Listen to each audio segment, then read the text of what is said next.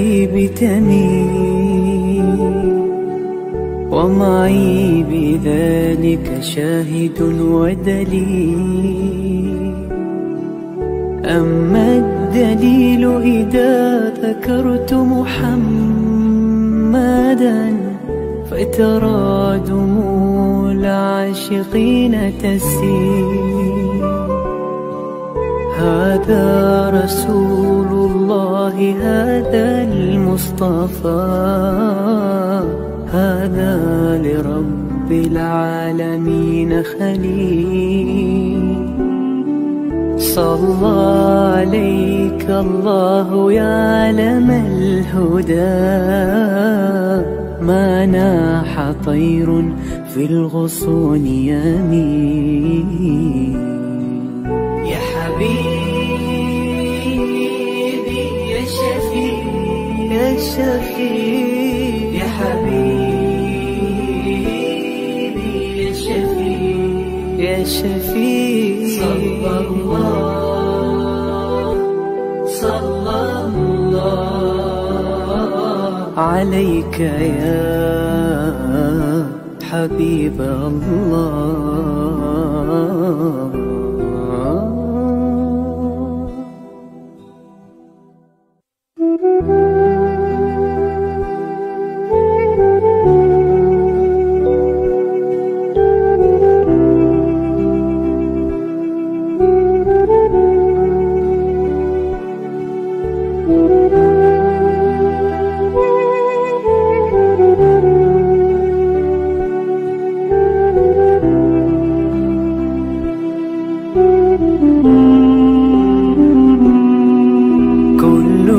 القلوب إلى الحبيب تميل، ومعي بذلك شاهد ودليل.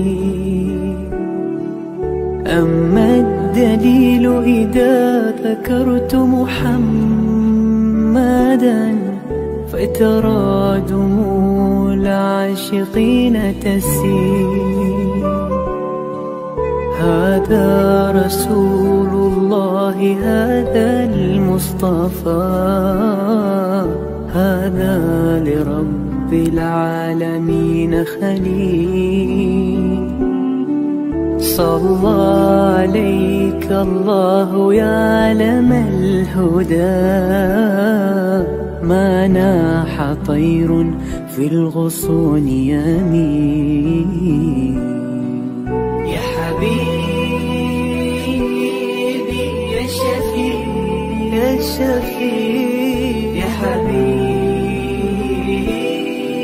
يا شفيع يا شفيع.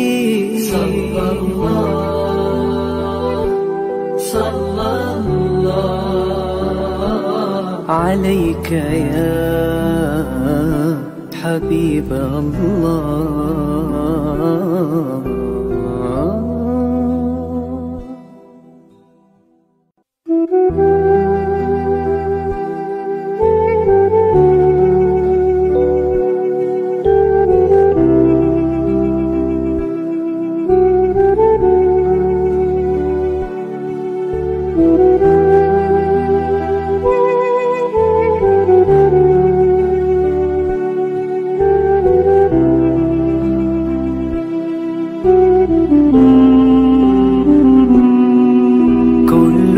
القلوب إلى الحبيب تميل، ومعي بذلك شاهد ودليل. أما الدليل إذا ذكرت محمدا فترى دموع العاشقين تسيل. هذا رسول الله، هذا المصطفى، هذا لرب العالمين خليل. صلى عليك الله يا علم الهدى، ما ناح طير في الغصون يمين.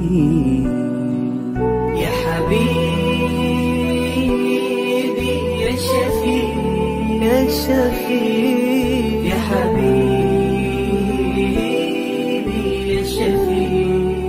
شفيع صلى الله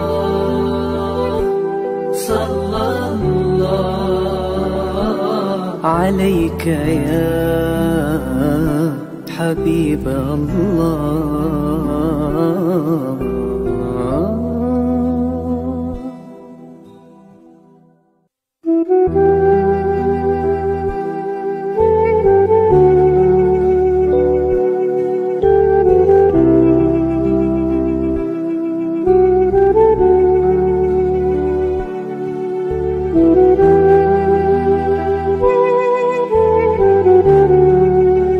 Sabah sedang mengusahakan pembinaan Komplek Anjung Sulul Khatimah yang dipaparkan dalam skrin sekarang ini. Yang kedua ialah tentang buku yang saya tulis, ada 3 serangkai buku yang boleh didapati sekarang. Dan yang ketiga ialah FMCC atau First Move Childcare Center, iaitu sebuah taska yang mengambil pelajar-pelajar atau anak-anak daripada umur 2 bulan sampai 4 tahun. Yang ketiga ialah Telegram, di mana saya minta teman-teman para penonton menghimpunkan seluruh tenaga yang ada, pemikiran yang ada untuk kita mendaulatkan Islam, insya-Allah. Tuan-tuan, seluruhnya ini kalaupun ada imbuhannya, semuanya kita masukkan dalam tabung Anjung Sulul Khatimah. Minta tuan-tuan dan puan menderma, minta tuan-tuan menginfak, minta tuan-tuan melakukan apa saja bagi kita merasasikan program Komplek Anjung Sulul Khatimah.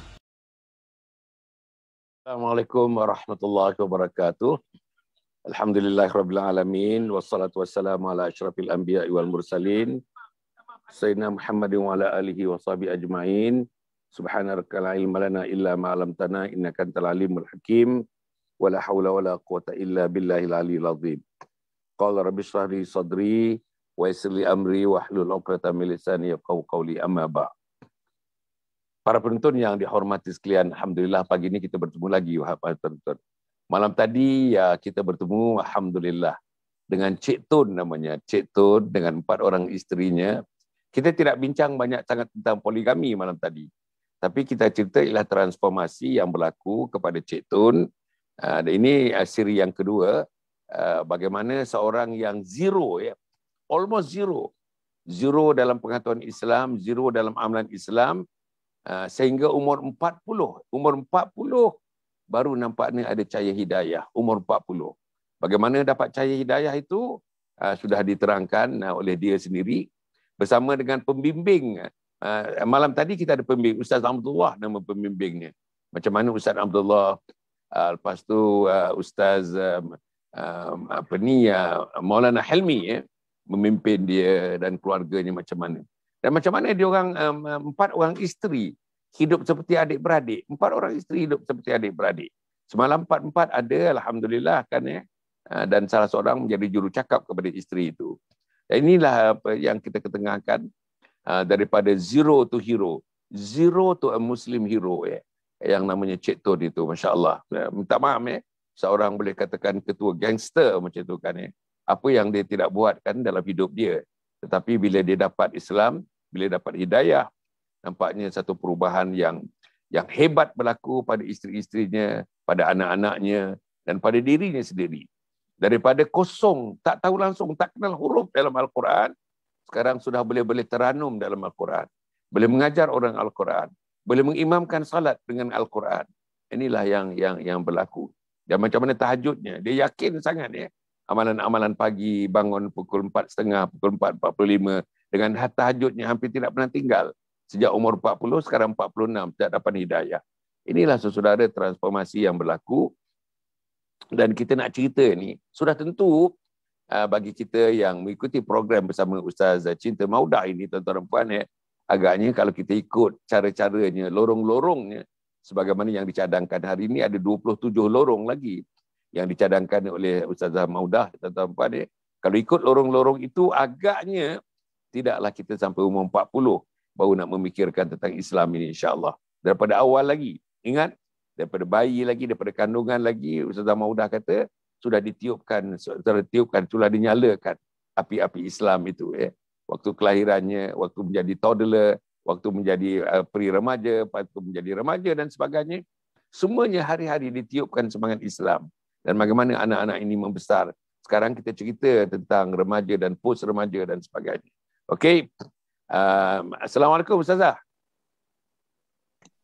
Waalaikumsalam warahmatullahi Apa taala khabar wabarakatuh. Ustazah? Apa khabar? Alhamdulillah khair, Datuk sihat. Alhamdulillah. Alhamdulillah. Alhamdulillah. Bagus Ustaz. Alhamdulillah. Alhamdulillah. Bagus.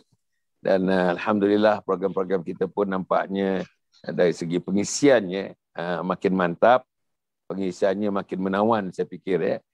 Malam nanti Ustazah, malam nanti kita ada tetamu minggu yang kedua, Dr. Bibi Jan. Dr. Bibi Jan ni daripada Singapura. Pakar dalam bidang education, pakar dalam dia pengalamannya pun sekular, tetapi fikrah Islamnya sangat hebat ya. Dakwahnya sangat hebat, kerja-kerja Islaminya sangat hebat, pengorbanannya sangat hebat, sangat hebat.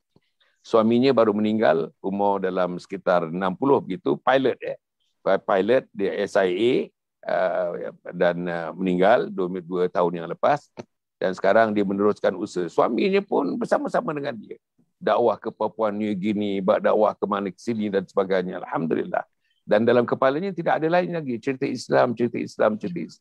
Anak ada 6 orang. Sebagian anaknya di London, anaknya berada di Australia, anaknya ada di Abu Dhabi, di Dubai, berbagai-bagai lagi. Tapi pokoknya ialah Islam. Pokoknya ialah asas-asas Islam. Pokoknya lah diberikan bekalan-bekalan Islam dalam kehidupan anak-anak ini. Jadi mudah bagi mereka untuk mengendalikan hidup walaupun berjauhan, tapi yang menghubungkannya ialah tali Islam. Yang menghubungkannya ialah kecintaan bersama Islam. Yang menghubungkannya ialah kasih sayang kepada Allah Subhanahu Wa Taala. Itu yang menghubungkan mereka insya-Allah. Jadi banyak tuan-tuan para penonton yang bersedia sekalian, kalau kita tengok konten-konten yang akhir ni, malam ni kemungkinan kita nak cerita Ustazah dengan doktor malam ni ada 2 doktor ya.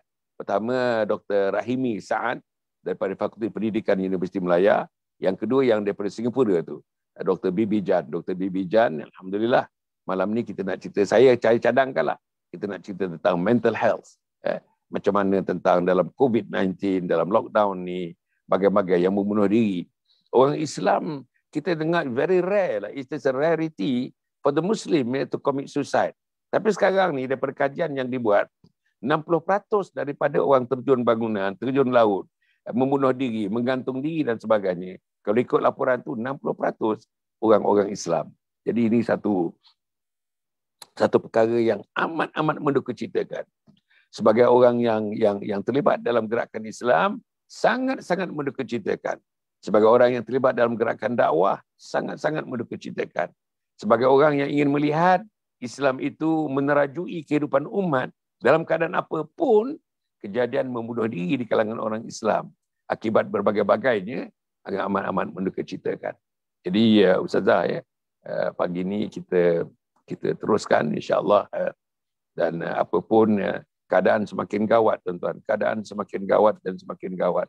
Kita tengok jangkitan dah melepasi parah 20,000 sekarang ni tuan-tuan dan puan. Semakin gawat, semakin ekonomi semakin gawat, pekerjaan semakin gawat, pendapatan rezeki semakin gawat, kehidupan berkeluarga semakin gawat, hubungan isteri semakin gawat, keadaan perceraian yang tinggi semakin gawat, berbagai-bagai lagi. Kehidupan nafsu-nafsi sekarang ni semakin gawat. Jadi inilah tuan-tuan dan puan, tidaklah ada lain. Cara penyelesaiannya tak ada cara lain tuan-tuan. Tuan-tuan cari cara lain, tidak akan ada penyelesaiannya. Penyelesaiannya ialah balik kepada Islam, balik kepada agama Allah, balik kepada Allah, balik kepada Rasul-Nya, balik kepada mengamal Islam, agama yang tertinggi di sisi Allah Subhanahu Wa Taala. Jadi Ustazah, pagi ni apa yang agak-agaknya Ustazah nak sambung yang mana Ustazah? Sila Ustazah. Auzubillahi minasyaitonirrajim. Bismillahirrahmanirrahim. Alhamdulillahi rabbil alamin, wassalatu wassalamu ala asyrafil anbiya wal mursalin wa ala alihi wa sahbihi ajma'in. Alhamdulillahilladzi nahmaduhu wa nasta'inuhu wa nastaghfiruhu wa na'udzu billahi min syururi anfusina wa min sayyiati a'malina. Man yahdihillahu fala mudilla lahu wa man yudlil fala hadiya lahu. Asyhadu an la ilaha illallah wa asyhadu anna Muhammadan abduhu wa rasuluh. Subhanaka la ilma lana illa ma 'allamtana innaka antal alimul hakim. Qala rabbi shrah li sadri wa yassir li amri wahlul 'uqdatam min lisani yafqahu qawli. Amma ba'd. Alhamdulillah. Terima kasih yang Datuk atas pagi ni. Alhamdulillah sihat Alhamdulillah. Saya sihat. Ustazah sihat insya-Allah. Alhamdulillah. Anak-anak, suami sihat semua. Alhamdulillah. Alhamdulillah. InsyaAllah. Alhamdulillah. Macam Datuk katalah dalam pandemik ni sebenarnya kita risau. Kita risau sebab semua kalut dengan ketakutannya. Betul. Dirinya. Dekat Allah. Bali pun Datuk suasananya subhanallah. Nak kata pandemik satu kegawatan manusia jiwa dia. So kita kembali kepada Islam yang mana kita bawa dalam kekalutan di luar sana. Pastikan dalam rumah kita tak kalut. Subhanallah. Jadi macam contoh Umi minggu ni saya masih lagi berbicara pasal mertua sebab memang Mama Umi sendiri duduk dengan mertua. Jadi memang setiap hari berlaku. Setiap hari berlaku. Allah, minggu lepas tak silap saya sampai 10 bagi sampai 10. Betul. 17 lagi pada minggu ini insya-Allah kita pergi lebih laju sikit. Ya, sila. Teruskan Ustazah. Baik Okey, yang ke-11 yang ke-11 konsepnya beginilah. Cuma minggu lepas saya dah beritahu tentang ketaatan dan juga kederhakaan seorang menantu itu kita samakan dengan ibu kandungnya. Sama dari sudut sifatnya ihsan kepada orang luar. Tapi dari sudut hukum, bila dalam sepanjang minggu ni Umi mengkaji berapa pendapat ulama. Rupanya ulama terbagi kepada dua, Datuk. Ada satu pendapat yang mengatakan bahawa taat kepada mertua itu sama macam ni. Maksudnya derhaka kepada mertua itu sama hukumnya derhaka macam ibu kandung. Tetapi satu lagi sebahagian ulama merujuk kepada surah Luqman ayat 14. Bismillahirrahmanirrahim. Wa wassaynal insana biwalidayhi hamalatu ummuhu wahnan ala wahnin wa fisaluhu ila al-akhir.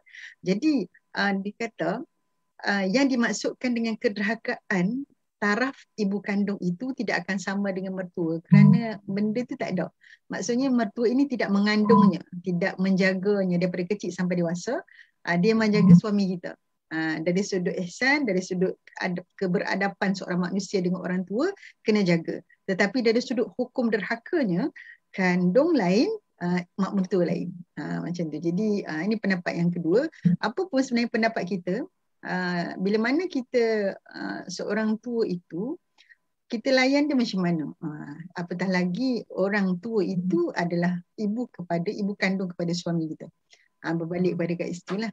Dan bila begitu, apa yang berlaku adalah mana kita nak timbullah satu hukum yang mengatakan apakah hukumnya sekiranya suami itu memaksa isterinya tinggal sekali dengan mertua. Macam Umi ni mak mertua tinggal sekali sebab memang dia tinggal seorang. Tapi ada kes yang bila perkahwinan berlaku, dan lelaki itu memang dia tak nak duduk rumah lain, dia duduk sekali dengan mertua dia, dengan isteri yang baru dikahwini. Agak mencabar untuk seorang isteri. Jadi semalam pun sebenarnya dapat terkini bagaimana masalah-masalah isteri, seorang isteri muda baru kahwin, bila mana dia bersama dengan mertua, dia tak kenal lagi kisah pula jenis mertua yang melihat dia bagaimana melayani. Ada satu kes sebelum saya masuk kepada yang sambungan minggu lepas, Datuk. Ya, sila. Satu kes seorang wanita baru kahwin, muda. Dia ibu ni bila mana anak dia duduk sekali dengan dia, anak dia kahwin, kadang-kadang dia tak boleh menerima hakikat anak dia dah kahwin. Dia masih lagi rasa bahawa anak tu anak dia, anak manjanya. So macam dia akan sediakan sarapan, dia akan pastikan anak dia mandi, berjemaah, dia akan pastikan dia layan macam anak dia tu belum kahwin, sedangkan ketika itu anak dia sudah kahwin. Jadi wanita muda ini dia tak boleh nak terima dia tu. Macam dia kata, kenapa macam ni? Apa peranan saya sebagai seorang isteri? Jadi nak kejut kata dia ni, mengejutkan dia masuk bilik anak dia kejutkan anak dia. Sedangkan isteri ni duduk sebelah. Dia rasa macam jadi wanita ini menghadapi masalah.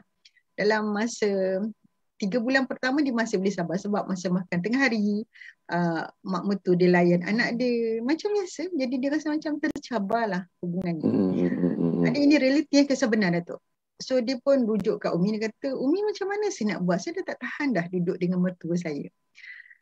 Jadi apa solusi yang kita buat ialah mencadangkan untuk mana? Sama ada kita nak meraihkan sebuah perkahwinan yang baru atau kita nak minta anak memberi paksaan kepada menantu baru itu untuk memahami kerana mertuanya. So penyelesaian terbaik Ini pada pendapat Umi lah. Umi cadangkan dia untuk berpisah sebentar.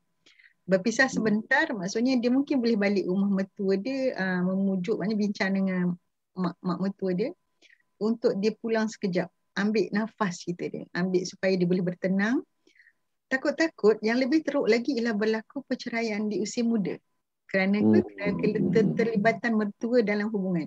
Sebab dia akan tengok macam mana dia layan anak dia, menantu dia tak layan anak dia macam dia layan. Memanglah kan. Makan tak sama. Anaknya pula air tangan orang lain tak nak makan. Nak minum air mata tangan mak saja. Ini menyebabkan masalah. Jadi dia konflik menyebabkan ni berpisah sekejap. Rupa-rupanya bila berpisah lama macam tu, so timbul kerinduan mertua kepada menantu dan menantu kepada mertua. So everything is going back lah. Menjadi baik semua. Alhamdulillah. Itu pengajaran yang boleh diambil daripada kisah ini adalah kadang-kadang kan suami ni dia terlupa bahawa hak seorang isteri adalah untuk mempunyai rumah sendiri. Rumah sendiri, keluarga dia sendiri. Dia nak dapur tu dia uruskan, dia nak ruang tamu tu dia hiaskan, ruang lega. Jadi bila duduk rumah mertua, dia akan rasa satu dipanggil kekangan. Dia tak ada hak dia sendiri. Itulah dalam Islam cantik ni kan, Datuk. Bila kahwin dia kena sediakan semua tu untuk isteri dia. Baik, boleh sesekali dia jumpa mertua. Tapi dalam kes Umi dia lain cerita lah. Maknanya kita bila bersama dengan mertua, duduk satu rumah, kita pula dari sudut umurnya, dia umur dah 70, kita umur 50, anak-anak ni, mana keserasian, kita kena banyak mengalah. Sebab ialah macam Datuk kata minggu lepas bila sampai umur 70 ni dia terasa lebih, dia kena ni, jadi kita kena belajar memahami. Jadi sambungan pada minggu lepas yang nombor 11 ialah memperlakukan mertua kita macam mana kita perlakukan ibu bapa kita sendiri. Kalau mak bapak kita macam mana, kita potong kuku dia, macam mana kita picit-picit dia kalau dia letih. Mungkin ada macam kes keluarga Umi sendiri, mak mertua ni dia tak latih anak dia picit-picit dia pegang-pegang. So macam dia anak dia 3 orang, kami ada 11 orang. Jadi 11 orang ni selalulah. Dan kebetulan dalam kisah Umi sendiri lah, ibu saya ni ialah lumpuh daripada Umi darjah 6. So kita biasa jaga orang tua. Bila biasa jaga orang tua, mak mertua pun jadi macam terlajak jaga macam tu jugalah kan. Dia duduk sebenarnya kita akan picit-picit dia, picit kepala. So bagaimana kita sayang dekat mak kita, begitu juga kita kena sayang dekat mertua kita. Rasa kasih tu.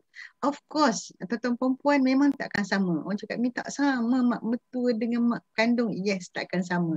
Cuma kita boleh melatih diri kita untuk dipanggil apa? Memberikan layanan yang sama. Maka mana pula Rasulullah SAW memang dia kata antara isteri-isteri itu semuanya ada dia sayang semua sekali. Tapi hakikatnya manusia ni betul tak Datuk? Dia akan ada tau. Satu dia sayang sangat, satu dia sayang, satu dia tension sikit. Perasaan itu memang tak boleh kita nak jaga. Jadi dengan mak mertua ni jangan tunjukkan. Kalau sekiranya kita rasa meluat ke, annoying ke, kita rasa macam tak selesa, kita boleh simpan perasaan itu, berbincang dengan suami untuk cuba baiki keadaan sebolehnya. Kalau boleh berbincang dengan mertua, cuba bincang. Katakanlah contoh yang boleh kita praktikal terus tuan perempuan. Mak mertua ni jenis dia suka masak, dia suka duduk dapur, tapi lepas masak dia penat. So kita bincang, okay mama, kalau mama duduk macam mana kita bantu. Dia sebenarnya tak suka dibantu bila duduk dapur. So ada satu ketika dia kata dia nak nasi goreng dia style macam ni. Kita belajar. Nasi goreng saya style lain, nasi goreng dia style lain. Tapi dia lalu tekak ni lalu dengan nasi goreng jenama dia. So kita tanya dia, mama macam mana nak buat Dia pun buat. Kita tengok macam mana dia buat tu. Supaya lepas ni kita boleh buat untuk dia, ikut tekak dia, selera dia. Itu yang terbaik yang menantu boleh buat. Maknanya kita cuba jadi anak yang terbaik untuk dia. Setakat kita mampu. Kalau tak mampu, tak payah. Jadi, okay, kalau tak pandai masak ke atau tak boleh. Ada jenis memang tak boleh. So, dia kena bincang. Di sini sebab kadang-kadang perkelahian suami isteri, kadang-kadang punca daripada mertua. Selain daripada anak sendiri dia punca. Mertua juga kadang-kadang jadi punca. Dia jadi kalau silap na'udzubillah dapat pula mentua jenis memang dia duduk parti kat menantu, satu persatu dia parti, kemudian dia pergi mengadu dekat anak dia, anak dia pun salah faham. Kita tengok dekat drama-drama TV tu lah, ada punca pergaduhan. Okey, itu yang ke-11. Yang ke-12 lebih kurang sama juga, selalu bersikap baik. Okey, selalu bersikap baik pada mereka. Maksudnya ada benda yang kita kadang-kadang kita nak komplain, kadang-kadang kita nak pertikaikan ni dalam keadaan yang innama bu'ithtu li utamima makarimal akhlak, kan. Rasulullah sendiri mengajar kita bagaimana cara untuk mendidik, cara untuk menegur, cara untuk memberitahu yang ni salah, yang ni betul dengan cara yang sopan, dengan sopan. Kami suka nak bagi contoh bagaimana Rasulullah SAW menegur seorang sahabat. Kan pada zaman dahulu, ini selalu kisah cerita lah dekat kawan-kawan, bagaimana hikmah Rasulullah menegur. Kita mana seorang sahabat pemuda bila datangnya Islam, dia tabiat dia suka berzina, kan. Dia suka berzina zaman-zaman sebelum dia masuk Islam. So apabila dia ni, bila dia dah masuk Islam, setiap benda yang sahabat nak buat ni dia akan bagi tahu Nabi, kan. Dia ni pemuda, nafsu dia tu tak boleh dikawal. Dia jumpa Nabi SAW, cakap, ya Rasulullah, izinkan aku berzina. Bila sahabat-sahabat dengar benda ni, oh dia marah lah, kan. Kau ni dah tahu zina tu tak boleh, kenapa nak buat juga? Jadi nak marah. Sayyidina Umar Al-Khattab lagi lah, dia punya bengang tu kan, ya Allah. Jadi bila sampai kepada Nabi Muhammad, Nabi kata jangan marah muda ni. Dia berdialog, dia kata, bayangkanlah kalau sekiranya adik kamu ada seorang lelaki nak berzina dengan dia, kamu suka tak? Mestilah aku tak suka adik aku kot, kan. Dan kalau ibumu pula, orang nak berzina dengan ibu kamu, sukakah kamu? Dia kata, lagilah saya tak suka, mak saya berzina dengan orang lain. Begitulah sebenarnya wanita itu ialah, dia juga adalah anak kepada seseorang. Dia juga adalah adik pada seorang pemuda. Apakah perasaan pemuda itu? Jadi digunakan kaedah macam ni, Datuk, menyebabkan lelaki itu diam dan kan? Betul lah. Jadi gitulah sebenarnya kita dalam tegur-menegur ini kemudian kaedah Nabi sallallahu alaihi wasallam. Yang ke-13, yang tadi berbuat baik, saya detailkan merawat mereka dengan baik. Tadi memperlakukan seperti orang tua sendiri, kemudian berbuat baik, yang ni bab merawat keduanya dengan baik.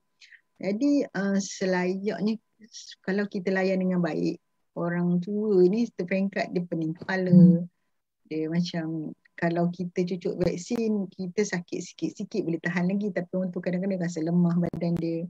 So sampai peringkat tua ni, of course lah sakit lutut, sakit kepala, sakit badan lah selalunya, kan. Tambah-tambah lagi mungkin ada mertua, sahabat-sahabat dia suka duduk berkebun, dia memang suka, dia buat suka dia. Kadang-kadang kita nak ada jenis orang tua yang suka duduk rumah sendiri, sebab apa, dia nak buat kerja dia. Jadi kita kena faham, kadang-kadang beletel ni, tak boleh lah buat kerja ni. Dia pun terasa jauh hati, nangis sorang-sorang dia. Okay. Jadi rawat ini ada dua. Pertama sekali kita rawat fizikal dia. Rawat fizikal tu, belilah minyak, saya carilah minyak mana yang sesuai dengan dia. Dia suka minyak panas ke, dia suka minyak kurang panas ke, letaklah. Kalau orang Terengganu panggil comolah kat badan dia, kan. Dia kat lutut dia. Dia suka sebenarnya. Pada umi sebenarnya semua orang suka kalau dilayan macam ni. Dia suka. Ni rawat dia, sakit demam dia, prihatin. Maksudnya pagi-pagi tu tanya, kan kalau duduk hospital, kenapa orang suka duduk hospital swasta? Datuk pernah kan duduk IGN. Duduk kat ni, dia sakit dekat hospital, tapi kenapa dia rasa macam selesa duduk di hospital swasta? Pasal apa? Pagi-pagi ni mesti datang dengan senyuman yang paling manis, cakap, apa khabar? Makcik sihat ke? Ada minum air dah? Macam tu. So inilah dia layanan yang disukai oleh mertua. Maksudnya pagi-pagi dan macam mertuanya ada bilik dia, kan. So ketuk pintu, Assalamualaikum. Buka pintu, tengok dia tengah baca Quran ke, atau dia tengah duduk relax, dia tengah sandar. Cakaplah, Assalamualaikum, Mama sihat? Mama okey ke pagi ni? Okey, bahagia, ceria? Saya kan style motivator. So macam pagi dia macam duk sapa macam tu, jadi macam dia semangat lah sikit, insyaAllah. Okey, Mama nak makan, jom makan. Jadi bila dia makan, yang tadi melayan, kan, kita maksudnya air masak dia simple tau benda dia tu, tapi ada orang tinggal benda dia. Macam dia boleh je ambil air dia, tapi macam kita ambil kawat nasi, kita letak atas meja, hidang kat dia, lepas tu air, kita ambil air. Dan Umi mengajar anak-anak dia, cucu dia lah, bila saja mak mertua Umi sampai kat meja makan, dia bagi, okey, Alung ambil air kat jidah, kami bagi dia jidah, kan, Alung ambil air kat jidah. So dia mungkin terasa satu keluarga menghargai kehadiran dan wujudan dia. Tok ni kadang-kadang dia rasa macam dia menyusahkan orang. Jadi masa Umi tanya, kenapa Mama suka masak? Dia kata, dia rasa macam menyusahkan tuan rumah bila duduk. Dia tidur makan, dia tak selesa. So dia rasa macam dia nak duduk juga kat dapur. Biar je lah. Kita bagi je. Mungkin duduk di dapur itu, dia rasa nak potong-potong bawang sikit-sikit, satu kebahagiaan untuk dia. Jadi ni sampai kepada rawatan yang kedua. Yang tadi fizikal, yang kedua ialah rawatan hati dia. Hati dia nak apa? Kadang-kadang hati dia tak nak tazkirah. Macam Datuk, sebenarnya saya tak tahu, perasan tak? Lupa tadi nak beritahu mertua saya. Rancangan ni ialah rancangan favourite mertua saya. So setiap kali hari Sabtu dia ada handphone dia cakap, kau pun dia minta cucu dia untuk on. Dan dia lah antara yang duduk kat depan handphone dia bila menantu dia bagi ceramah. Allah. Pagi ni saya lupa nak beritahu dia. So kadang lepas habis cakap, kenapa tak cakap kat Oma? Dia suka. So dia akan sebarkan kepada semua adik-beradik dekat kampung. Pagi besok ni mau dah ada ceramah. So dia seronok. Jadi kadang-kadang secara langsung bila saya ada live Datuk, saya akan beritahu untuk saya. Jadi apa yang kita pesan dalam ceramah itu sampai kepada dia terus melalui lensa ni, melalui maya ni. Dia akan rasa lebih seronok sebab macam dia tengok TV, dia tengok ustazah pesan. Bila kita direct tu tak formal, tapi rupanya bila dia tengok kita dalam handphone dia tu, dia rasa macam ustazah bagi tazkirah kan. Padahal depan mata dia pun kita bagi tazkirah juga. Nanti seronok.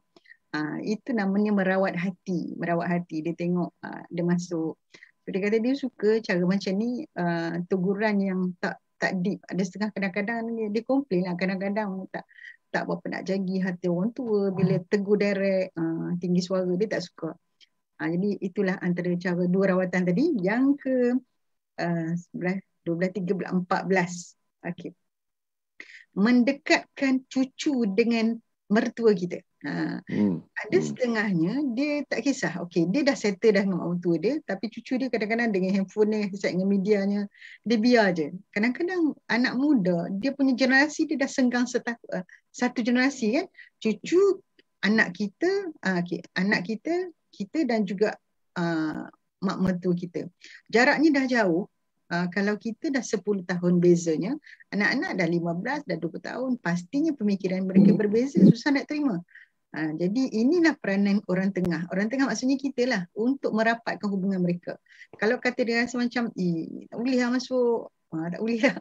So kita bukan orang yang mengapi-apikan hubungan itu. Memanglah Tok Hang tu memang macam tu.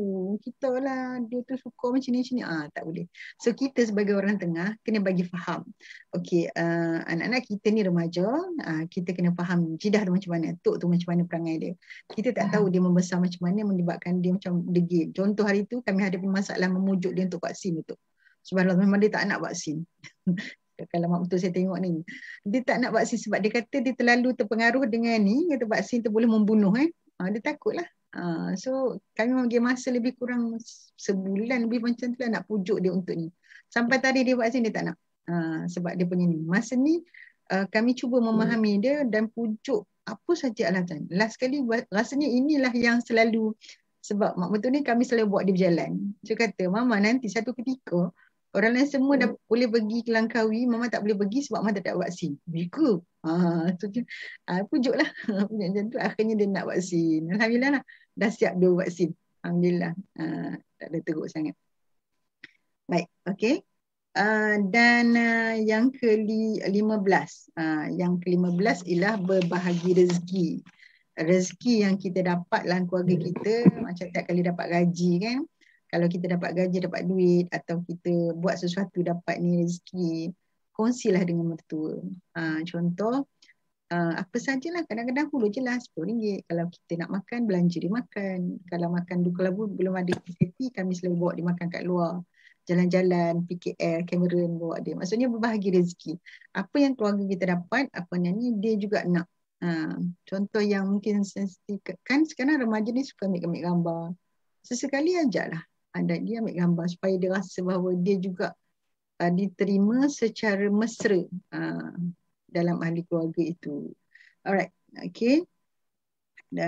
Dalam Al-Mughni kata, nafkah kedua orang tua yang tidak ada kerja, maksudnya nafkah dia tak bekerja, so dia tak ada duit lah bulan-bulan. Nafkah dia perlu kewajipan kepada anak. Dan anak pada sini maksudkan dengan menantu lah. Mungkin menantu pun sesekali hululah. Kalau nak raya tu belilah hadiah. Tanya dia, bawa dia pergi kedai kasut, cakaplah, mama pilihlah kasut mama nak masuk selain pada anak dia kan, kita bawa. Kalau nak pergi rawatan hati dia, rezeki juga duit. Semua suka duit kan. Kalau orang tu dia sedih, dia sakit, bagi duit kat dia, dia rasa macam seronoklah sikit. Mungkin dia tak perlukan banyak, sikit je sebenarnya. Kadang RM50, kadang RM100, bagi dia rasa dia pegang sesuatu untuk dia panggil apa, rawatan terapi kepada diri dia. So Umi sampai 5 dulu. Nanti insyaAllah. Okey, para penonton ya, dah tambah 5 ya. Maknanya kita ada berapa lagi tu? Banyak lagi tu. Jadi kalau misalnya Ustazah nak habiskan kali ini, mungkin kena laju sikit. Kalau misalnya tidak nak habiskan pun, mungkin kita sambung. Minggu depan kita sambung lagi. Tapi apa pun tuan-tuan dan puan, dia tentang merawat mak mertua, merawat hati mak mertua. Ialah pengalaman saya dan pengalaman teman-teman dan bacaan-bacaan kita ya. Paling tidaknya ada 4 komponen dekat situ, 4 unsur ya. Pertama ialah mak mertua kita. Kedua ialah diri kita.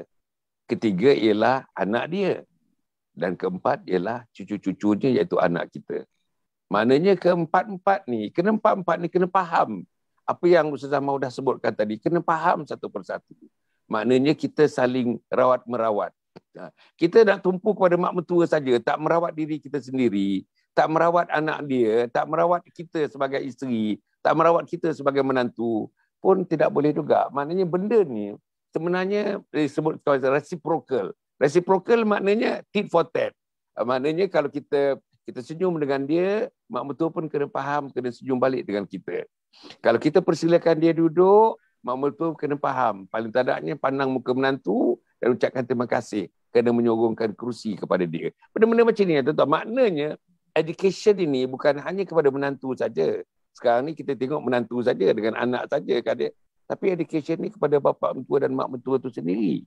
Dia kena faham. Dan kepahaman ini kena diberikan kepada dia. Sama ada kepahaman ini daripada awal dia menjadi mak mentua, bapa mentua, atau kepahaman ini melalui proses.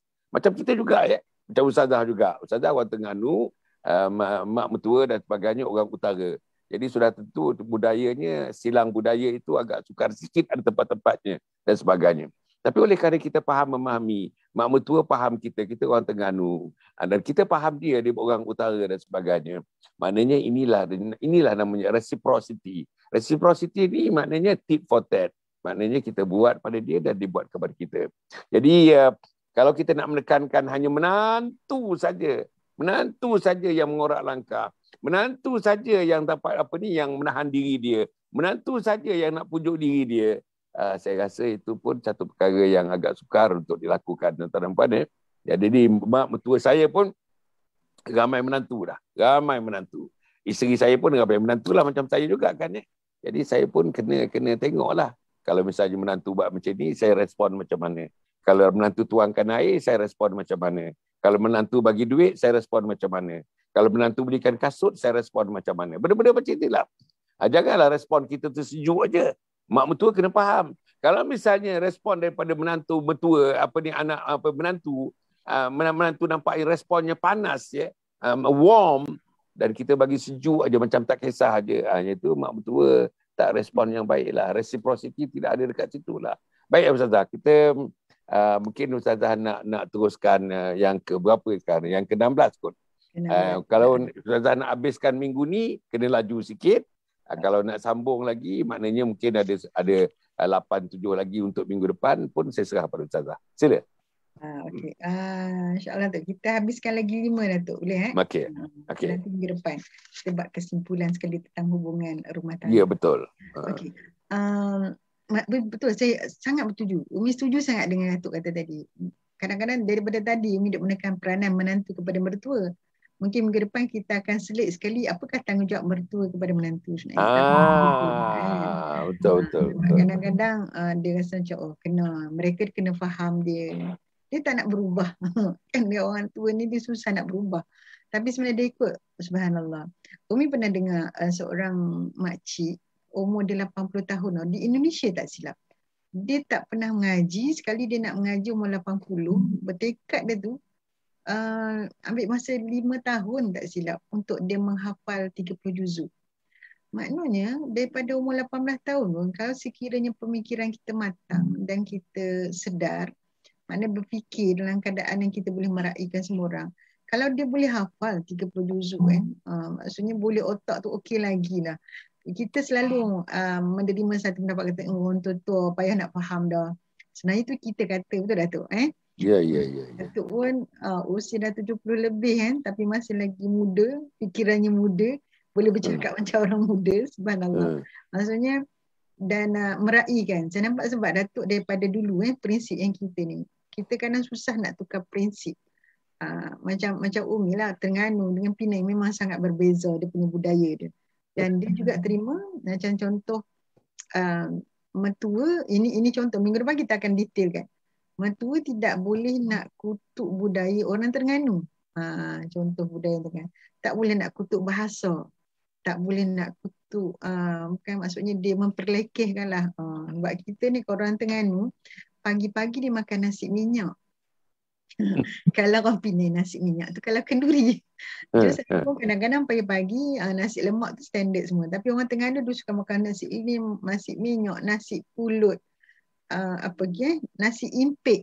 Ini budaya makan orang Terengganu pagi-pagi. Sebab anak-anak Umi dengan suami dah biasalah sebab kita. Jadi bila mak betul duduk sekali ni pagi-pagi makan nasi impik. Tapi dia boleh terima lah. Boleh makan. Ya mama boleh makan. Nasi minyak pagi-pagi ke boleh ke? Boleh. Boleh mama. Kita makan nasi minyak pagi-pagi. Nasi minyak hujan panas tu. Jadi rasa okey. Lama-lama dia duduk sekali dengan Umi dia dah dapat rasa dah. Dulu macam orang Terengganu dia buat suatu benda dia letak gula tau. Jadi manis sikit. Kalau macam kita tumbuk sambal belacan, orang Terengganu dia letak gula. Orang Penang tak letak. Jadi bila letak dia kata, sedap juga Maksudnya itu peranan mentua. Jangan sampai menantu dia rasa macam tak takut nak hidang sebab ini tekak dia kan. Jadi dia kata, sedap juga makanan ni. Kepuk leko saya buat, beli kadang import. Dia pun makan sama naik dengan kita. So nampakkan satu budaya rasa kita pun rasa menantu rasa macam mertua aku raikan menu kita lah. Sedap. Jadi macam kalau kita menyatakan kerinduan kita ni dia situasi yang kadang berlaku pada menantu yang menceritakan masalah kepada Umi. Mak mertua dia tak nak terima hakikat kalau anak dia rindu nak balik kampung menantu dia. Dia nak anak dia dengan dia je kan. Sebab menantu mungkin orang Terengganu kan, saya kata rindulah nak balik Terengganu. Dah 3 tahun dah tak balik ni, cakap PKP kan. Setahun tak balik, ni 2 tahun tak balik. Rindulah nak ni. Dia kata, kesian kan. Kesian kat dah tak boleh balik Terengganu. Tak payahlah macam dia kata, baiklah aku duduk sini. Maksudnya menjiwai itu. Perasaan kerinduan kita kepada kampung diraikan oleh mertua. Itu contoh. InsyaAllah. Dan Umi percaya sebenarnya mertua mana pun dia sedang cuba belajar untuk dia serasikan. Jadi bab ni ialah kita banyak cerita Datuk, jangan memendam rasa. Maksudnya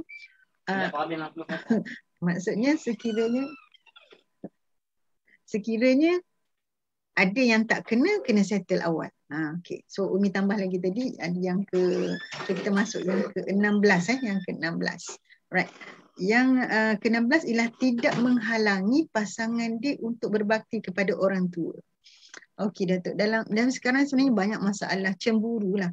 Bila mana seorang wanita mengahwini seorang lelaki yang ada mertua. Dan begitu juga dengan mertua, bila dia dapat menantu, dia jealous kat menantu dia. Sebab apa? Sebab kita kena tahu bahawa lelaki itu kena menanggung mak, ibu dan ayah dia walaupun dia sudah kahwin. Kan? Satu hukum kalau perempuan itu dah berkahwin, dia perlu mentaati suami dia melebihi daripada mak ibu dan ayah kandung dia. Kalau salah Datuk betul kan. Itu macam bila kita dah kahwin, kita tahu bahawa ni suami dulu, barulah ibu ayah kita. Tetapi lelaki bila dia kahwin, bukan isteri dia kena patuh, tetapi mak ayah dia tak nombor satu. So ini kena faham. Satu ketika kan, sebab lelaki ni normal ni tuan-tuan perempuan, siapa yang tak kahwin lagi, kat anak kita tak kahwin lagi ke, kena faham yang ni. Umi selalu bagi tahu macam ni kepada ni orang dalam kalau macam bagi ceramah tentang rumah tangga lah macam mana. Lelaki dia sayang mak dia, tetapi bila dia kahwin dia sayang isteri dia lebih pada mak dia sebenarnya. Dari sudut dia punya ni, apatah lagi isteri dia ialah isteri dia tu jenis manja, isteri jenis caring, jenis romantik, jenis ambil tahu, jenis dia boleh bergantung. So dia rasa pada dia, kalau tanya lelaki dia kata cukuplah seorang isteri ini untuk memenuhi semua keperluan hidupnya. Termasuk yang isteri bagi ialah seks, which is mak memang tak baginya tu. So dia manja dengan mak dia. Akan berlaku kadang-kadang apabila dia rasa macam cukuplah isteri dia, dia terlupa dia ada mak. Sedangkan mak dia tunggu anak dia kan. Jadi ujian untuk lelaki ialah dia rasa dia boleh berlebihkan isteri dia daripada mak ni. Ini normal berlaku. Nak cerita ada pernah kalau tak percaya pun boleh test tengok. Test tengok. Kadang-kadang kita Allahumma salli ala sayyidina Muhammad, dia akan mengambil sebab dia jenis sayang isteri lah ni. Sayang isteri sangat-sangat, subhanallah, sampai kadang-kadang dia terlupa dia marah mak dia sebab apa? Sebab mak dia menyebabkan isteri terasa. So dalam bab ni yang main peranan adalah menantu.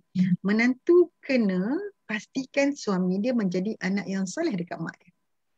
Kalau ada katakanlah nak picit-picit, kita selalu picit mak mertua kita sebab kita perempuan tetapi sesekali cakaplah abang tu mama sakit tu, abang picit kepala dia. So kita ambilkan minyak bagi kat suami, tarik tangan dia, duduk sebelah mak mertua.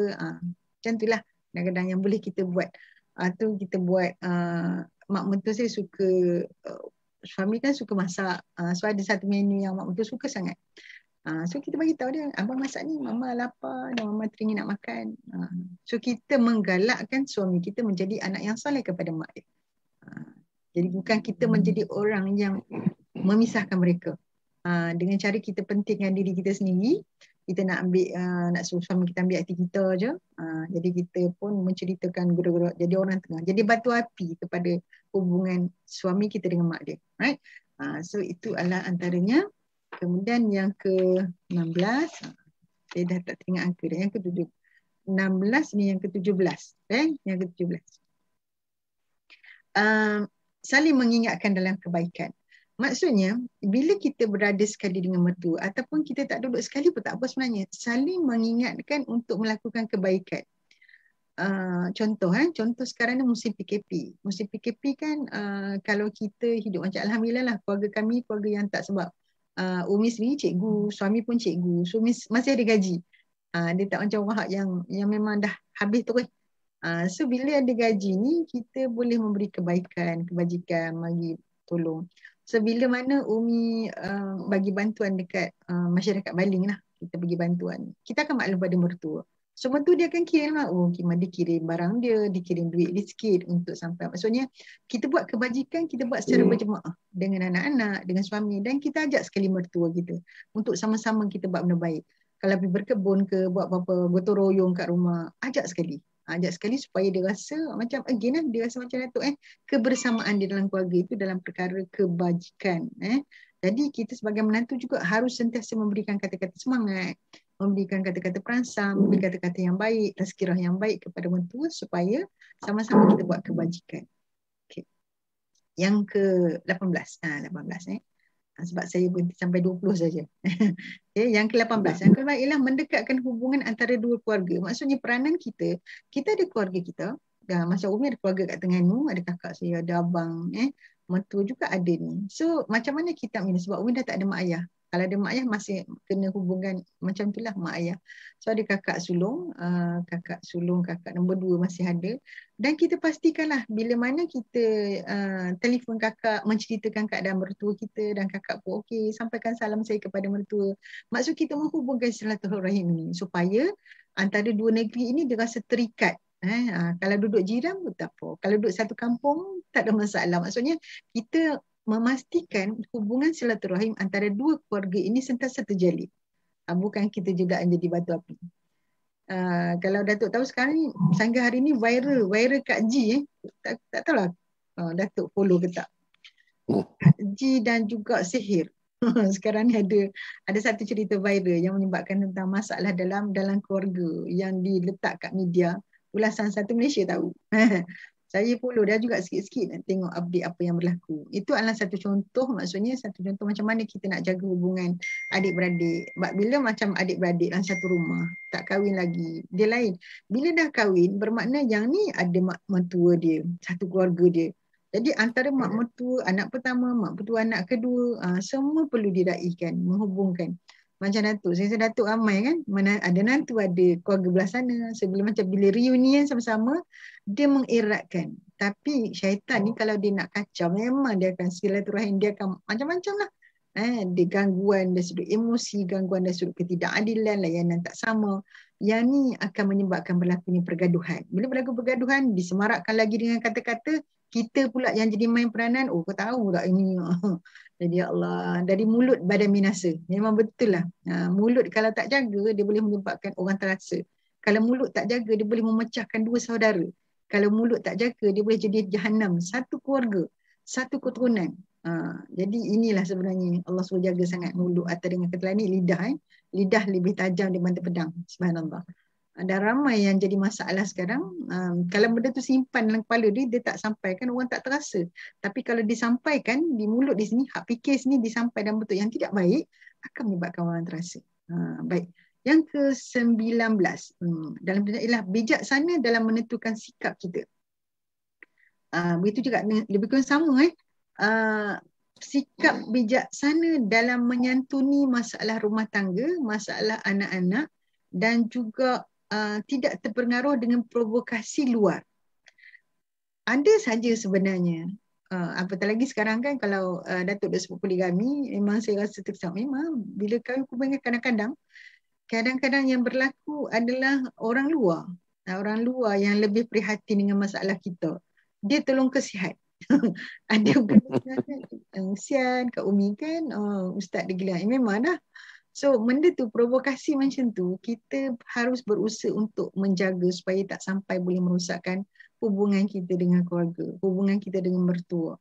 Sebab mertua kena jaga, menjaga sangat-sangat. Kita lagi lah sebenarnya kita tak duduk dengan dia daripada kecil, kita tak kenal sangat. So sebenarnya nak menganggap orang yang baru masuk dalam jiwa kita ni, dalam usia kita 25, 24, baru nak terima, memang agak sukar. Tapi itulah dia keindahan dalam silaturahim. Keindahan ini. Kalau boleh jadikan mertua kita geng lagi bagus. Dan yang terakhir untuk minggu ini adalah tidak menjadikan beban. Okay. Sama ada kita menjadi beban perasaan kepada mertua kita atau mertua kita dirasakan menjadi beban kepada kita. Subhanallah. Yang ni ada ramai sahabat-sahabat cakap, tak boleh lah. Dia kalau duduk dengan mak dia okey dia, tapi kalau mertua duduk sekali ke, ada seorang Umi nak cerita, seorang sahabat saya lah, mak mertua dia ni, dia sayang kepada menantu lain. Dia duduk sekali, suami dia balik daripada, suami dia anak kesayangan mak mertua dia. Ni kisah macam ni, suami ni anak kesayangan mak mertua, tapi dia ni menantu tak disukai oleh mertua. Sebab saya pun tak tahu, mungkin adalah sebelum-sebelum tu. Tapi rasa macam dia okey, dia sangat jaga. Jadi bila macam ni, mak mertua ni selalu, dipanggil apa, selalu tak kena di mata. Apa yang dia buat, tak kena di mata mertua dia. Okay? Sampai mertua cakap, dia kata, kau ni tak payahlah duduk sini. Dia cakap, dia kata, mak suka lagi kalau anak mak yang tu menantu saya duduk sekali. Terus terang dia cakap macam tu. Nangis sahabat saya ni. Kata Umi, last kali mereka ambil keputusan untuk pindah rumah. Tak duduklah, dia dah terasa dengan mertua. Mertua pun tunggulah anak tu sampai. Anak tu cerita dia, anak tu menantu yang dia suka tu, yang dia sayang, menantu tu pula tak suka kat dia. Macam tu lah. Menantu tu tak suka kat dia. Jadi bila dia sayang kat anak tu, dia suruh menantu jaga. Menantu tak nak jaga dia.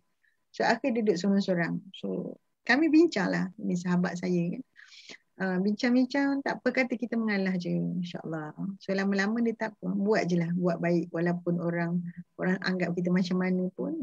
This is maksudnya dia sendiri, kawan pada memang kalau nak berjihad, dia rasa macam mak mertua dia satu beban untuk dia. Bila dia duduk rumah lain, dia kata, lega lah, tak duduk sekali. Ketika itu mak mertua dia pun tunggulah seorang lagi, tapi disebabkan oleh rahim dia, kasih sayang dia, prihatin dia, walaupun mak mertua dia tak suka kat dia, dia tetap pergi. Pergi walaupun mak mertua layan tak layan, duk sebut kat mulut tu bilalah anak dia menantu kesayangan dia nak balik. Menantu tak balik-balik pun nak tolong jaga dia. Dia duduk kat rumah. Dan apa yang dapat berita lah, sampai mak mertua meninggal lah, dia tetap jaga dalam keadaan mak mertua dia tak berapa suka kat dia. Dia hujung usia mak mertua dia tu seminggu 2 minggu barulah dia pegang tangan menantu dan cakap, awak lah yang jaga saya. Di samping orang lain semua tak nak jaga, dia pasrah lah. Ini menunjukkan bahawa Umi suka berkata macam ni, kita ni apa yang kita nak, kadang-kadang Allah tak bagi segera. Allah tak bagi segera. Kadang-kadang apa yang kita suka, apa yang kita benci, kadang-kadang Allah bagi awal untuk menguji kita. Yang penting di sini adalah kesabaran. Yang penting macam untuk kata stres. Ya, stres. Kita stres dengan sikap mertua kita. Mertua kadang-kadang stres dengan sikap menantu. Dua-dua kena belajar. Dua-dua kena dipanggil apa? Bertasamuh. Saling berlebih kurang faham. Di mana kunci datangkan kefahaman ni? Tak lain tak bukan berbalik kepada Quran, berbalik pada sunnah, berbalik pada agama Islam. Sebab agama Islam ni meraihkan semua hubungan. Islam ini ialah berbuat, kata hablum minan nas, hablum minallah. Kalau awak kata awak rapat dengan Allah, awak sayang Allah, maka dengan manusia pun kena elok, kena cantik. Kalau sekiranya orang tu memang dia okey, dia semayang sunat, tak berhenti sunat. Zuhur pun orang buat 2, dia buat 4, subhanallah, hebat. Tetapi dengan menantu dia tak layan dengan baik. Maksudnya dia belum lagi seorang abid yang sempurna. Betul tak tu Kalau dengan manusia cantik hubungan dia, dia memang seorang yang diraikan, hebat dia ni, perangai dia ni. Tetapi dengan Allah dia tak hebat, dia tak rapat, maksud dia bukan lagi seorang dia hamba yang soleh. So kombinasi yang ni melahirkan Rabbana atina fid dunya hasanah wa fil akhirati hasanah wa qina azabannar. Di mana Allah mengimbangkan antara kita nak cari laba kat dunia untuk jadi jambatan kat akhirat, begitu juga sebenarnya hubungan kita dengan manusia akan merapatkan hubungan dengan Allah. Hubungan dengan Allah memastikan kita baik dengan semua manusia, termasuklah manusia yang datangkan masalah kepada kita. Hatta kalau orang yang hebat ini, orang yang macam Umi percaya Datuk pun sama kan, orang Islam yang baik ini, hatta musuh dia pun dia kena doakan. Hatta orang tak suka dekat dia pun dia kena buat baik kat orang tu. Jadi insyaAllah 20 ni dulu, minggu depan kita Alhamdulillah. kita sambung baki, lepas tu kita conclude macam mana hubungan. Alhamdulillah. So apa ni ya, para penonton yang hormati sekalian ya, kalau kita baru dengar 20 ni, tak payah 20 lah. Kalau 5 daripada 27 tu dapat dilaksanakan, saya rasalah mak mertua ni seolah-olah hidup sebahagian daripada taman syurga lah rasanya kan. Nak mengakhirkan usianya umur 70-an. Kalau mati tuan mati kata orang dapat tutup mata rapat lah tuan-tuan. Tengok menantu mata rapat, tengok anak menantu rapat. Tapi saya rasalah yang disebutkan oleh Ustazah tadi. Ustazah ni menjadi super menantu lah tuan-tuan ya. It is a super menantu. Very ideal kan ya. Kalau apa yang Ustazah sebutkan setakat yang 20 poin tadi tu dapat dilaksanakan. Saya rasa tidak 20, 5 pun dapat dilaksanakan. Itu sudah cukup menjalin satu hubungan yang intim antara mak mertua dengan menantu dan sebagainya. Persoalannya sekarang tuan-tuan dan puan ialah kita punya suami ni ada adik-beradik dia. Dalam kepala menantu, why should I be so concerned about my mertua? Kan ada anak-anak dia. Anak-anak dia pun jarang bercakap dengan dia. Kenapa saya mesti banyak bercakap dengan dia? Anak-anak dia pun tak pernah sentuh tubuh dia. Kenapa saya mesti urut tubuh dia? Benda-benda macam itu. Kadang-kadang kita bersandar, am I doing fairness to my own self? Adakah saya ni adil pada diri saya sendiri? Sedangkan anak dia yang melahirkan anak dia. Satu darah dengan anak dia, satu daging dengan anak dia. Kita ni orang luar. Tuan-tuan, kadang-kadang saya rasa dalam mentaliti menantu ni, menantu biasa lah saya rasakan. Persoalan-persoalan ni timbul kan. Misalnya suami dia, dia tu anak dia. Suami mesti ke depan lagi dalam meraihkan mak mertua, bukan saya. Tapi dalam Ustazah punya kes ni, dia yang berusaha nak memenangi hati mertua. Atas sebab, yang pertama sekali, mak mertua tadi asasnya ialah dia ambil kepada kesimpulan mak mertua ni sama dengan mak sendiri. Satu. Asas yang kedua ialah dia ada suami dan suami itu anak kepada mak mertua itu. Jadi maknanya meraihkan mak mertua arti meraihkan suami. Menggembirakan mak tua artinya menggembirakan suami. Itu saya kira, itu premis Ustazah tu. Yang ketiga saya rasa yang apa yang Ustazah sebut ialah untuk saya rasa untuk para penonton yang mata sekalian ni, kalau kita ambil sikit je daripada 27 nanti ambil 1-2 perkara yang kita mampu nak buat. Tapi tak boleh buat semua, jangan tinggalkan semua. Tu.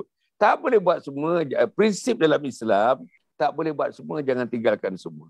Jadi maknanya kita ambil 1-2 perkara yang boleh sesuai dengan kita. Bukan 27 tu sesuai. Nak meraih, nak picit. Nak picit mak kita sendiri kita tak picit. Takkan nak picit mak mertua. Kan itu terlalu sukar untuk dilakukan. Tadi misalnya masak. Cuba kita masak. Apa nasi goreng yang mak mertua suka? Bukan nasi goreng dia. Nasi goreng Penang berbeza dengan nasi goreng Terengganu. Tetapi Ustazah ni cuba juga macam mana nasi goreng Penang sehingga dia masak, mak mertua dia merasakan macam mak mertua sendiri masak. Ini effort lah tuan-tuan. Berapa orang menantu yang ada effort yang macam ini? Berapa orang? Kadang-kadang kita ada anak. Macam mana? Nak meraihkan anak, nak meraihkan suami. Celah tu nak meraihkan mak mertua. Mak mertua ni pula jenis-jenis yang tak boleh lebih kurang.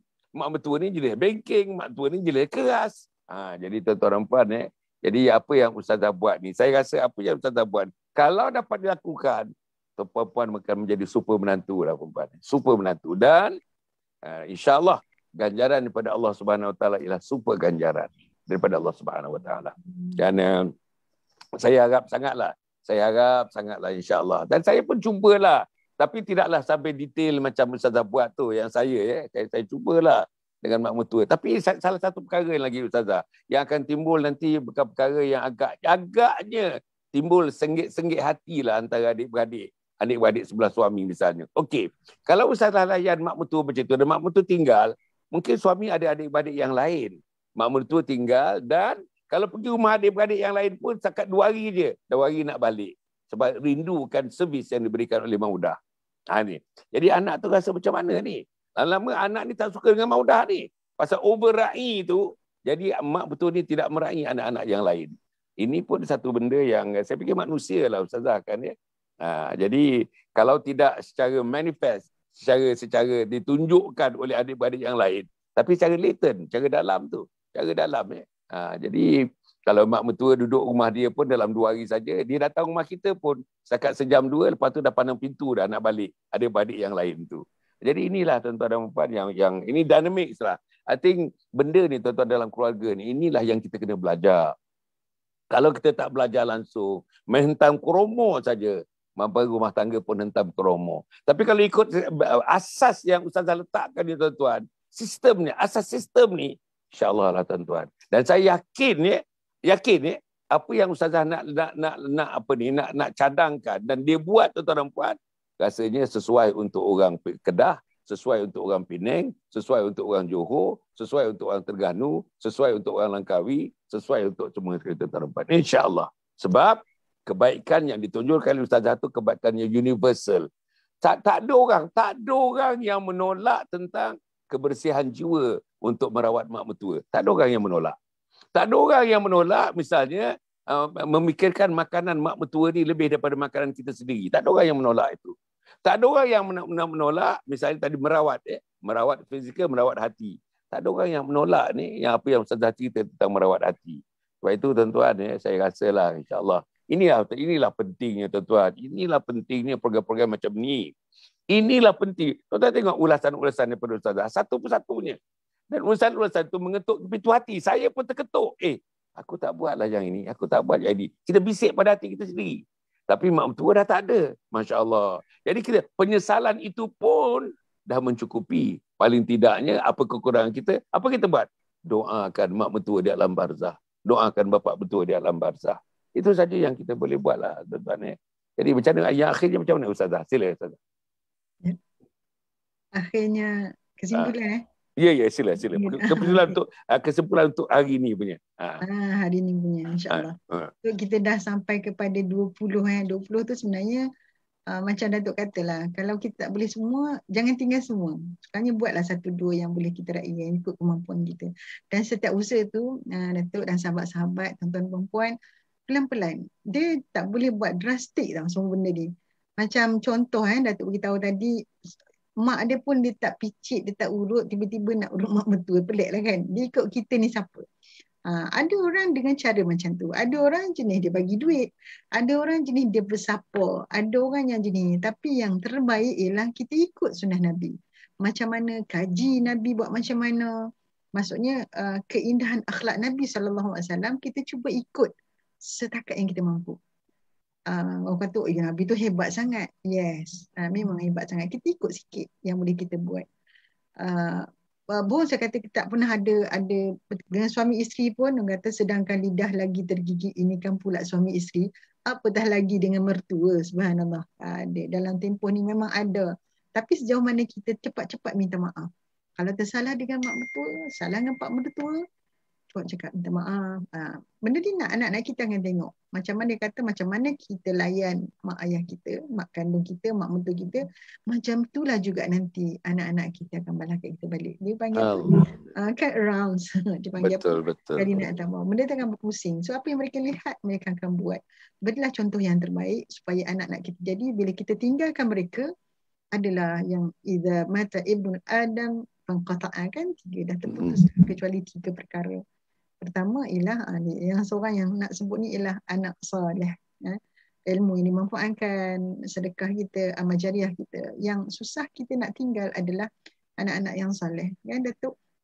Anak-anak ni kadang-kadang kata kita meninggal setahun 2, macam mana anak-anak tu boleh ingat kita dan apa yang kita sampaikan, apa yang kita bagi contoh sampai bila-bila, sampai dia meninggal.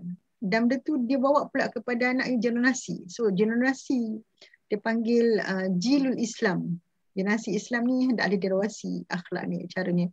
Kalau anak kita sekarang dah cakap lebih kurang, nanti fikirkan cucu kita macam mana.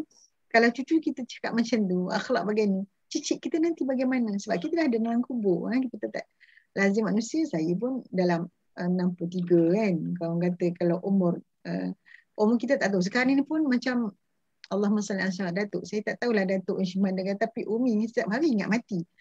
Kita tak tahu kita berhadapan dengan satu-satu. Kawan-kawan sebelah, jiran sebelah kadang tengok begitu kematian. Semalam kita dengar cerita seorang selebriti Siti Sarah sedang kritikal, kan. Macam ya Allah, muda-muda dah meninggal. Dalam situasi COVID ini, bila-bila boleh bangun, boleh meninggal, kan? Boleh mati tiba-tiba jangkitan. So kita tak tahu bila Allah nak ambil nyawa kita. Bila kita nak meninggal, adakah kita dah cukup 3 benda ni? Sekurang-kurangnya kita cubalah baiki hubungan kita mertua, hubungan kita dengan suami, supaya kita dapat jadi orang yang sentiasa, Allah kata, memperbaiki diri sendiri, insya-Allah. Alhamdulillah. Macam ni, kita bukan orang terbaik, tetapi kita cuba jadi orang yang baik di masa ke masa, insya-Allah. Insya-Allah. Cantik.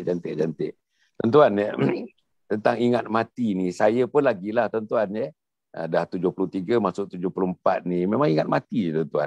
Apalagi saya pernah COVID positif kan ya. Saya bimbang sangat kalau jangkitan itu datang sekali lagi dan saya matilah agaknya. Dan saya ingat mati tuan-tuan, siang malam pagi petang ingat mati. Dan bila kita ingat mati tuan-tuan dan puan, memanglah hadis kata afdaluz zikr az-zikrul maut. Zikir yang paling baik, ingatan-ingatan yang paling baik ialah ingat mati. Tuan-tuan, saya nak bagi kepada yang malam tadi ni. Tetamu saya 2 minggu ya, minggu yang lepas, minggu malam tadi. Cik Tun tu.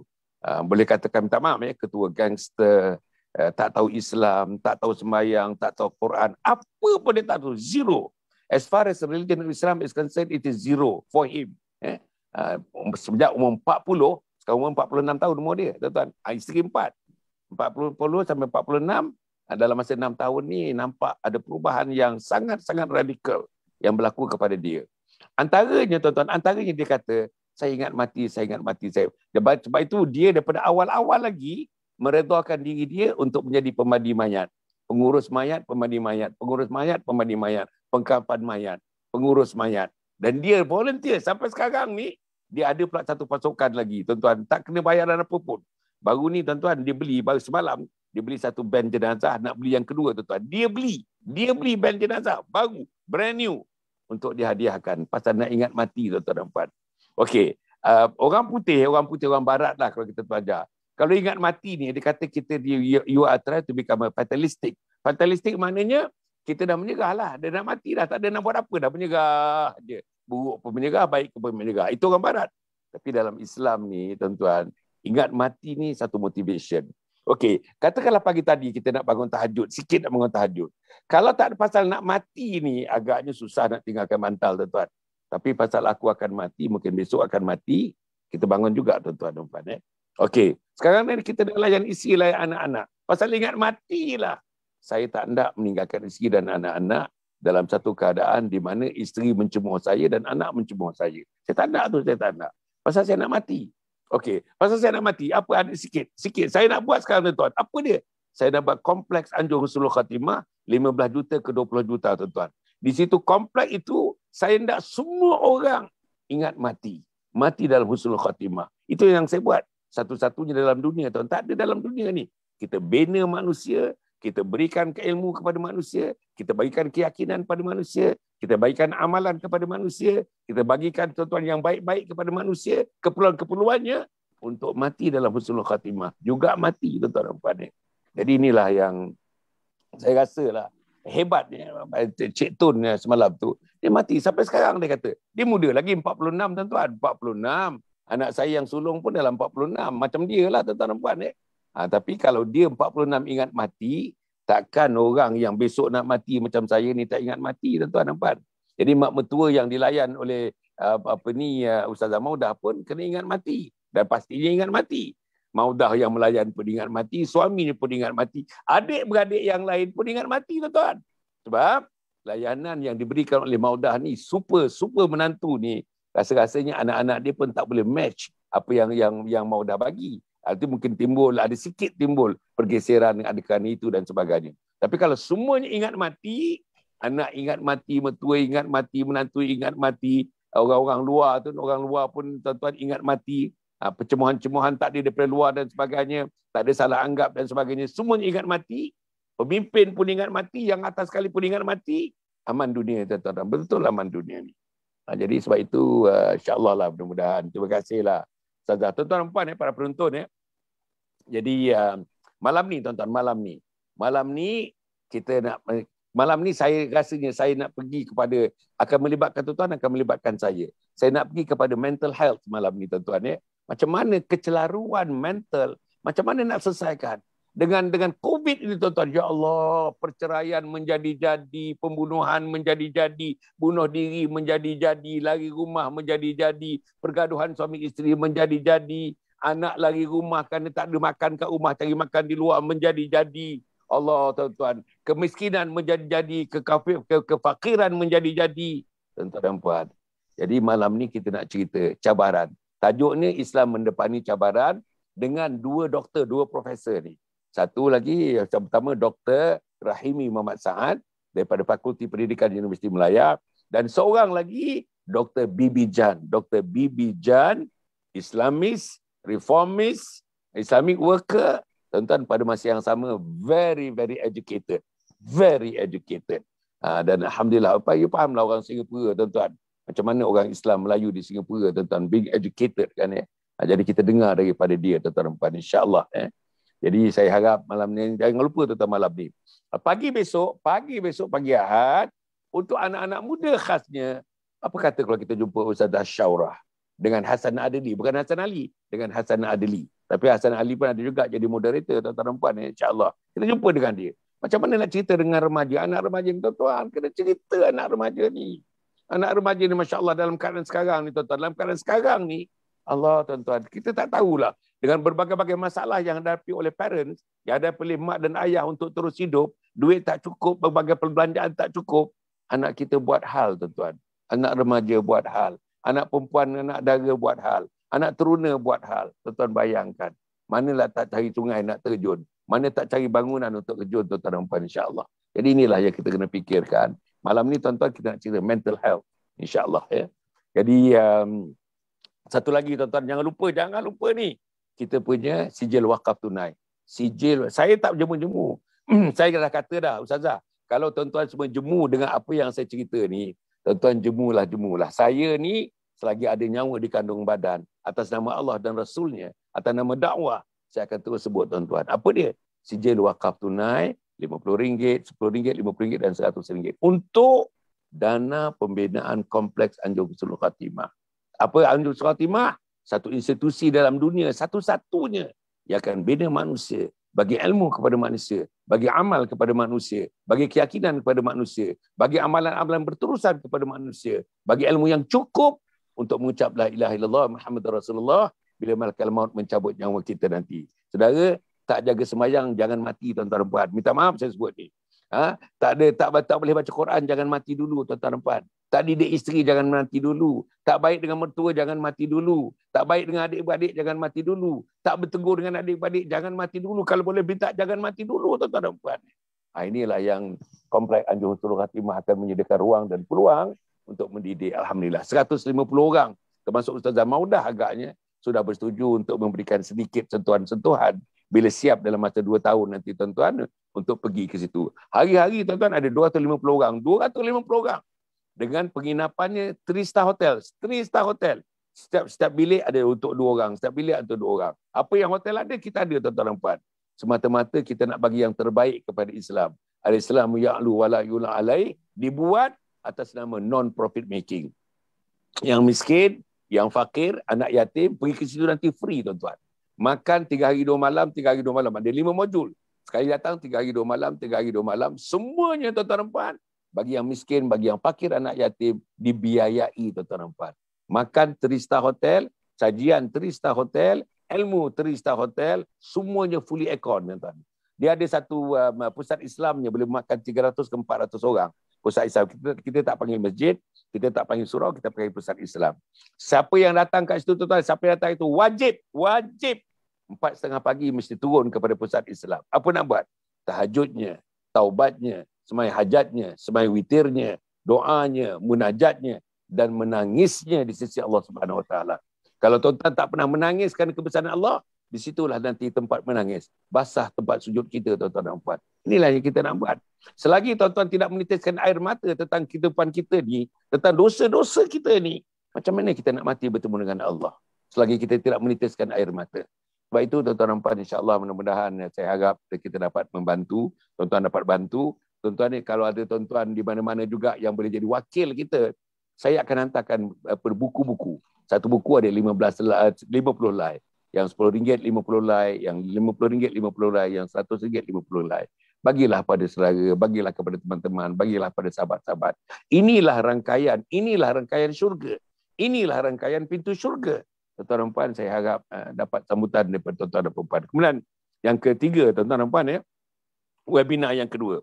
Webinar yang kedua tuan-tuan pada 28/8 ni. Hari ini 7 hari bulan, maknanya tinggal 21 hari lagi tuan-tuan. Webinar yang kedua, tajuk dia apa? Husnul Khatimah, impian setiap Muslim.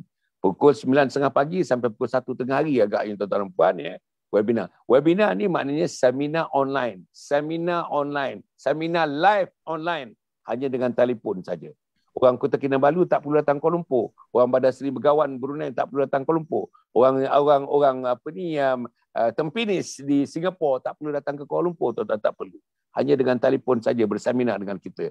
Percuma pula tuan-tuan, percuma. Tuan-tuan nampak? Percuma tuan-tuan. Inilah usaha dakwah yang kita lakukan tuan-tuan, percuma. Hanya kalau tuan-tuan bersetuju, tuan-tuan derma sajalah kepada Kompleks Anjung Husnul Khatimah, tuan-tuan dan puan. Satu lagi yang berikutnya namanya usrah keluarga tuan-tuan. Banyak keluarga-keluarga yang menghadapi masalah untuk memasukkan agama dalam keluarga. Banyak keluarga-keluarga tuan-tuan yang masalah. Nak minta anak semayang pun masalah. Nak minta anak bangun pagi pun masalah. Minta anak tuan-tuan berjamaah bersama mak bapak pun masalah. Minta anak baca Quran masalah. Minta anak duduk dalam majlis baca hadis sepotong 2 potong pun masalah. Anak tak minat. Anak minat tidur, anak minat kunci bilik, anak minat dengan gadget dia, itu minat anak kita. Kalau ini berlaku, tuan-tuan kontak saya tuan-tuan. Kontak kita ada satu unit di Yayasan Sabah ni, namanya unit usrah keluarga. Jadi ada ustaz dan ustazah yang bersama dengan saya boleh bantu tuan-tuan. Tuan-tuan call saya, nanti kita cerita macam mana cara nak bantu tuan-tuan menginjekkan, menyuntik Islam dalam rumah tangga masing-masing, insya-Allah. Bukanlah kami ni ada hebat sangat, tidak tuan-tuan. Tapi nak share pengalaman saya 35 tahun, 40 tahun tuan-tuan dan puan. Pengalaman ustaz-ustaz ni 15 tahun, 20 tahun dan sebagainya. Yang akan membantu kita insya-Allah untuk menghidupkan suasana agama dalam keluarga. Ini namanya usrah keluarga. Yang keempat tuan-tuan dan puan, buku-buku.